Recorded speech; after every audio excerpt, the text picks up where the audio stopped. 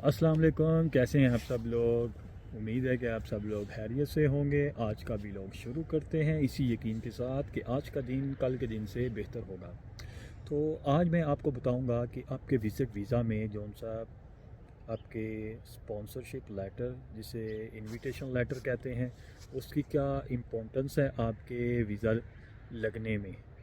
ये सब कुछ मैं आपको बताऊंगा। इसके एडवांटेजेस क्या हैं, डिसएडवांटेजेस क्या हैं, और इसकी फ़ीस क्या है, और इसका इम्पेक्ट क्या पड़ सकता है आपके विज़िट वीज़ा पे।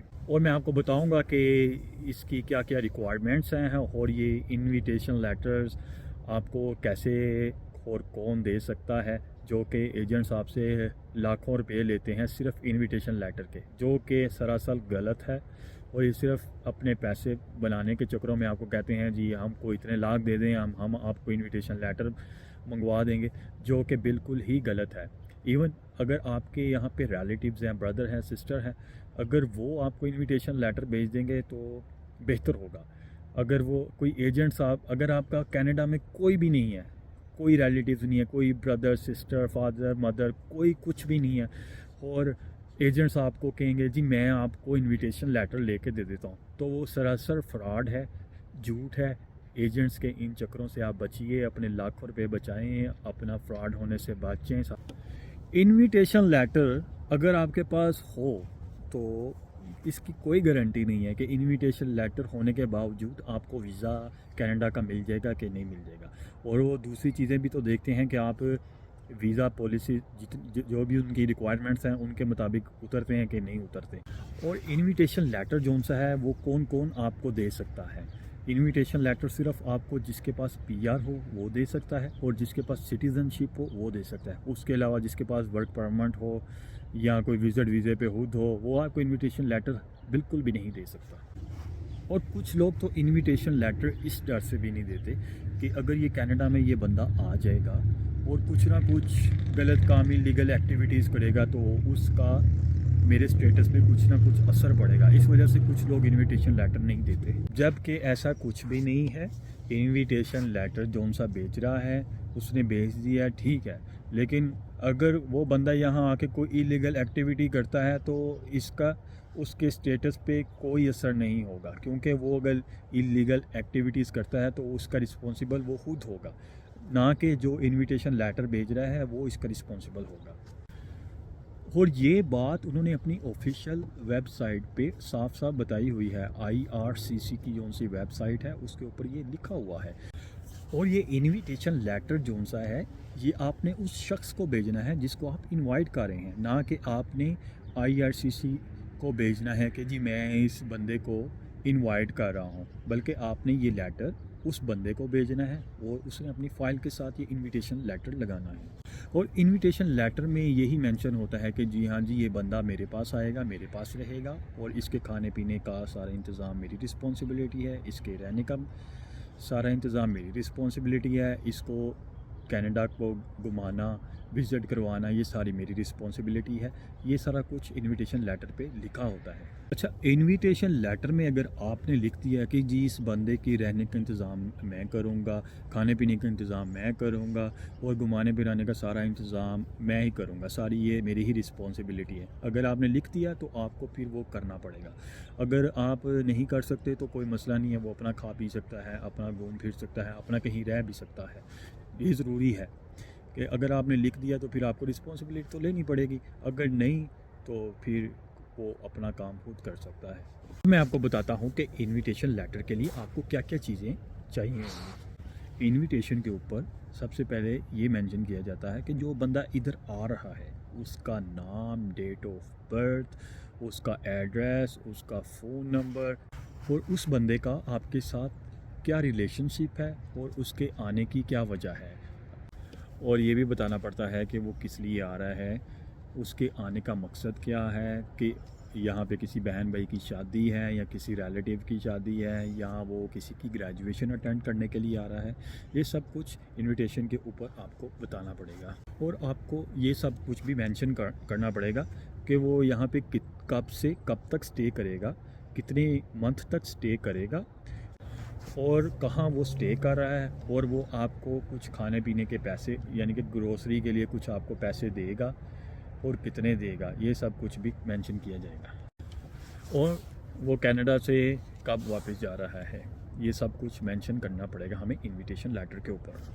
और ये सारी इन्फॉर्मेशन जो उनसे इनविटेशन पे आपने दी है, वो सारी उस बंदे की है जिसको आप इनवाइट कर रहे हैं, जिसको आप इनविटेशन भेज रहे हैं। अब बारी आती है आपकी इन्फॉर्मेशन की, आपके स्टेटस की, आप जो उसको इनवाइट कर रहे हो आपका स्टेटस यहाँ पे क्या है। और अब हमने यानी कि अगर मैं इनविटेशन भेज रहा हूँ, अब मैं यहाँ पे हूँ और मेरा स्टेटस पीआर है या मैं सिटीज़नशिप हूँ, ये सब कुछ मैंने इनविटेशन पे लिखना है। अपना नाम लिखना है, एड्रेस लिखना है, क्या जॉब है मेरी और मैं कहाँ रहता हूँ और मेरा स्टेटस पीआर है या सिटीज़नशिप है, ये सब कुछ उसके ऊपर मेंशन करना है। और ये बात तो लाजमी बतानी पड़ती है कि मैं इनवाइट कर रहा हूँ उस बंदे को, मैं जॉब क्या करता हूँ, मेरी मंथली इनकम क्या है, वो ये सब चीज़ें देखते हैं। अगर आपकी मंथली इनकम इतनी है ही नहीं है कि आप अपने अलावा आप दूसरे या तीसरे बंदे को सपोर्ट कर सकते हैं, तो फिर इनविटेशन लेटर भेजने का कोई फ़ायदा नहीं। ये सब चीज़ें देखी जाती हैं कि अगर आप इन्वाइट कर रहे हो तो आपकी इनकम इतनी है कि आप उस बंदे को सपोर्ट कर सकते हो कि नहीं कर सकते।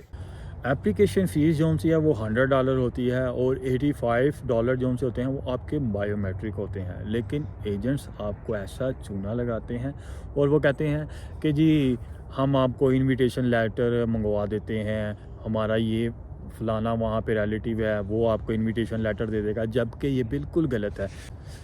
और जो IRCC के ऑफिसर्स होते हैं वो इतने ट्रेन होते हैं, वो आपकी एप्लीकेशन देखते ही बता सकते हैं कि ये एप्लीकेशन में कितना सच है और कितना झूठ है। वो आपकी एक एक चीज़ को वेरीफाई करते हैं, एक एक पॉइंट को वेरीफाई करते हैं।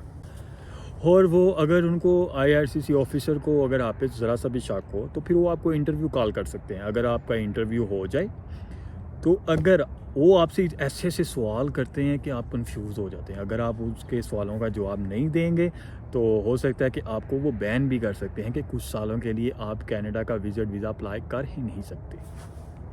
चलें, माना कि अगर वो सारा कुछ क्लियर कर भी देता है, अगर आप कनाडा आ भी गए हो और ये बॉर्डर सिक्योरिटी कनाडा में एयरपोर्ट के ऊपर अगर आपसे वो इंटरव्यू कर लें, अगर आप उनके सवालों का जवाब नहीं दे सकते, ना आप बता सकते मैं किधर जा रहा हूँ, किसके पास जा रहा हूँ, कहाँ रहूँगा, अगर ये चीज़ें आप उनको नहीं बताएंगे तो वो आपको डिपोर्ट भी कर सकते हैं। उनके लिए कोई ये बड़ी बात नहीं होती डिपोर्ट करना।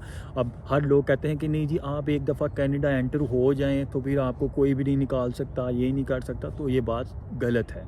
वो ऐसा नहीं होता, वो जिसको मर्ज़ी एंट्री दे सकते हैं और जिसको चाहे एयरपोर्ट से डिपोर्ट कर सकते हैं। और ये इनविटेशन लेटर, ये हर बंदे के ज़हन में ये होगा कि इनविटेशन लेटर आ जाएगा और हमारा वीज़ा लग जाएगा, जबकि इनविटेशन लेटर की कोई इम्पोर्टेंस नहीं है आपके विज़िट वीज़े के रिक्वायरमेंट्स के अंदर। ये एक जस्ट पीस ऑफ पेपर है, बस इसके अंदर ये ही लिखा होता है कि हाँ जी ये बंदे को मैं बुला रहा हूँ, इसकी सारी रिस्पॉन्सिबिलिटी मेरी होंगी। बल्कि जो सा IRCC ऑफिसर होता है, जो सी आपकी एप्लीकेशन रिव्यू कर रहा होता है, वो आपके दूसरे पॉइंट्स देखता है।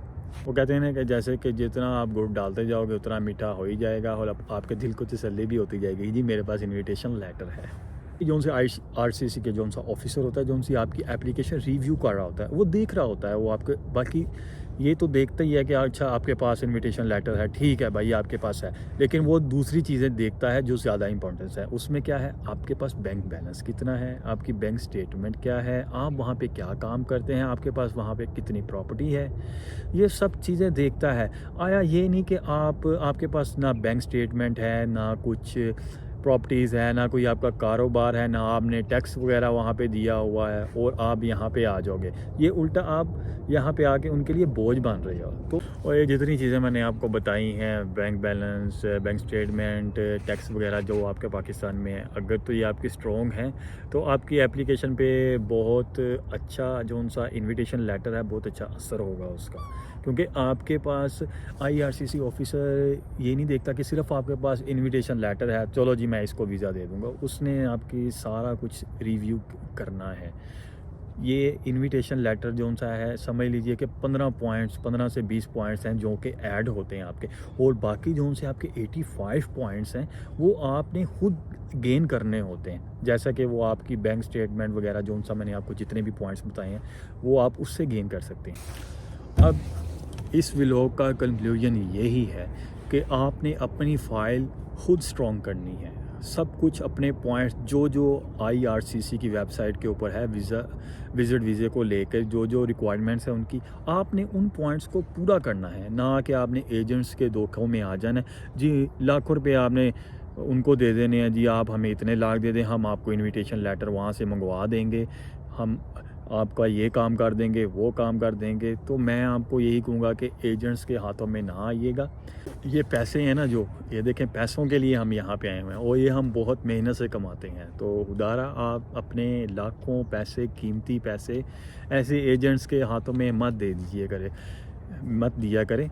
बहुत दुख होता है कि जब वहाँ पे बैठे हुए एजेंट्स इतने लाखों रुपए आप लोगों से लूटते हैं तो आपको सबज भाग दिखाते हैं। खुदारा इन जैसे एजेंट से बचिएगा और मुझे अपनी दुआओं में याद रखिएगा। इंशाल्लाह नेक्स्ट टॉपिक जो सा होगा वो भी मैं आपके साथ शेयर करूँगा, और वो भी इतना इन्फॉर्मेटिव टॉपिक होगा ना कि उससे भी आपको बहुत सारी हेल्प मिलेगी आपको। और जो लोग मेरा चैनल देखते हैं, लाइक कीजिएगा, सब्सक्राइब कीजिएगा, और आप मुझे कमेंट्स करते हैं, मुझे बहुत अच्छा लगता है। और प्लीज़ इसी तरह मुझे कमेंट्स करके बताइए करिए कि किस टॉपिक में मैं बात करूं। अपना बहुत सारा ख्याल रखिएगा, मुझे अपनी दुआओं में याद रखिएगा। थैंक यू, अल्लाह हाफिज़।